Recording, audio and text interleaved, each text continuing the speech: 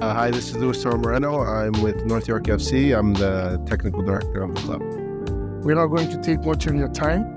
We just want to seek a very good opinion from you about CPL compared to MLS. What are you seeing right now about MLS? Do you think CPL can step in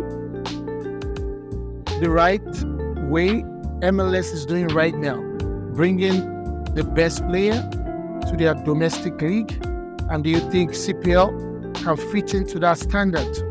Yeah, no, that's a good question. I mean, I think the two are, they're not super comparable, right? I mean, MLS is the top tier professional league here in North America, and CPL, while it's more of a Canadian league, it's the league that's going to feed into MLS, right? So I think both are doing really well. Obviously, MLS bringing Messi on and a whole bunch of players from Europe has made the MLS grow more than it's ever grown before.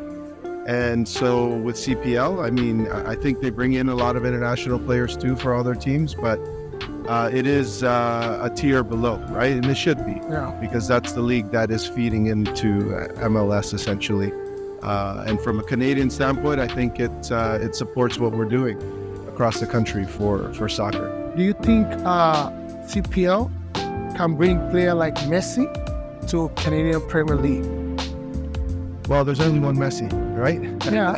But yeah, I mean, I think the CPL is an attractive league for sure for international players who want to come and use it as a stepping stone to get to the pro leagues, whether it's MLS or somewhere in Europe or South America.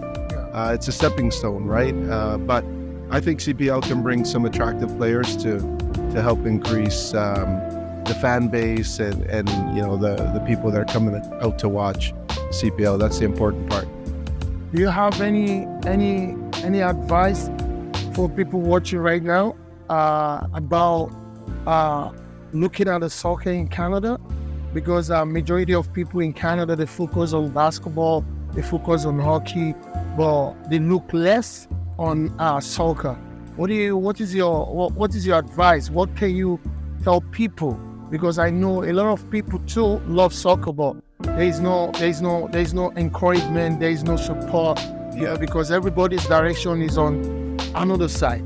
Right. And we want our soccer in Canada to be great.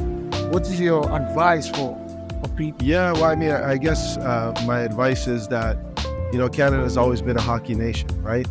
So we're constantly battling with that. But at the same time, I think soccer has grown from when I was a kid to now.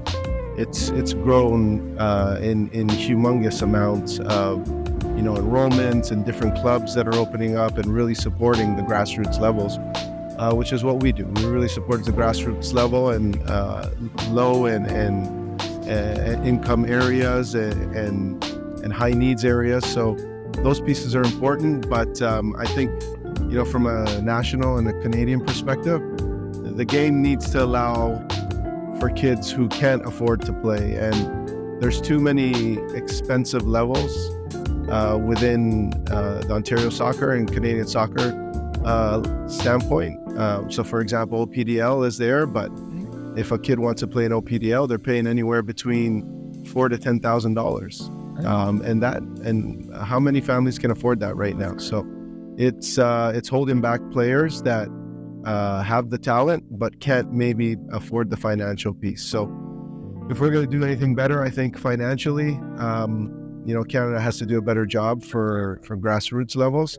But comparable, if you look at clubs in Europe and the national programs over there, kids don't pay to play. Exactly. Why did we have to, in a country like ours that's so rich and affordability to play a sport shouldn't be the issue, right? So lots of work to do in that respect, but we're on the right track. We have the World Cup coming here, 2026, so that's exciting as well. Thank you for your time. Okay. Thank you.